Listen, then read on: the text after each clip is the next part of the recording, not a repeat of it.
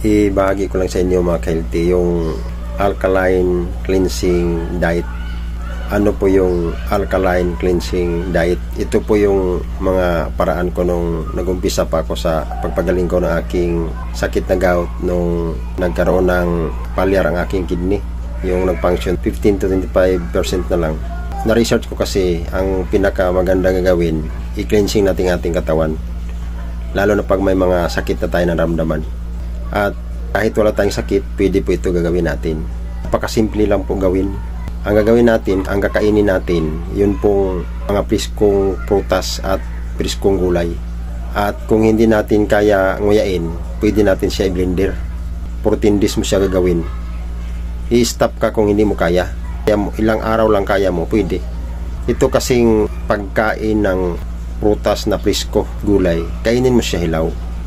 Dahil pag kinakain natin hilaw ang prutas at gulay, maging alkaline yan sa loob ng ating katawan. Pero pag linuto natin, maging acidic na po siya.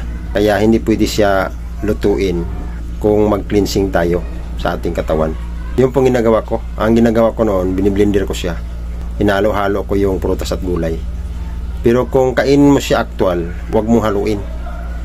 Kung gulay, gulay lang. Kung prutas, prutas lang. Kaya bakit po hindi siya pwede haluin pag kinakain natin? Dahil mas malambot po yung prutas kaysa gulay. Kaya pag ihalo mo, mas mahirapan ang ating panunaw sa pagtunaw. Ganun lang po kasimple yung ating gagawin sa alkaline cleansing diet. Kakain lang tayo ng prutas at gulay. Kung ano mang available, wala pong pinipili kung anong prutas ang kakainin mo, ilang sukat. Wala pong sukat-sukat hanggat mabusog ka. At wala ding oras kung anong oras mo kainin. Pag gusto mong kumain, kumain ka ng prutas at gulay. Yan ang pinakakailangan sa ating katawan, yung prutas at gulay. Dahil yan po ang original na pagkain ng ating katawan na ginawa ng Diyos. Kaya pag anong sakit natin para lumakas tayo, prutas at gulay lang kainin natin.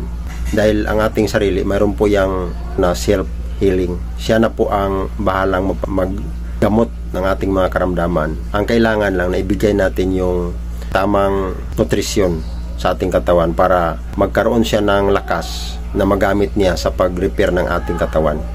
Ayon po sa mga pag-aaral. Kaya yung po ang nakapagaling talaga sa aking kidney, yung pagkain ng prutas at gulay na puro siya hilaw.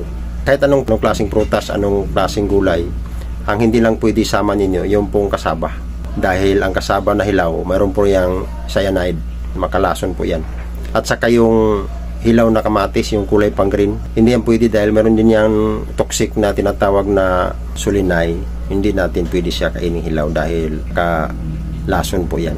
Ayon po sa mga pag-aaral. Yun lang po siguro. Paki-like po, share at comment at paki-follow lang po para updated kayo sa bago pang mga videos. Maraming salamat po sa inyong panonood. Maraming salamat sa Diyos.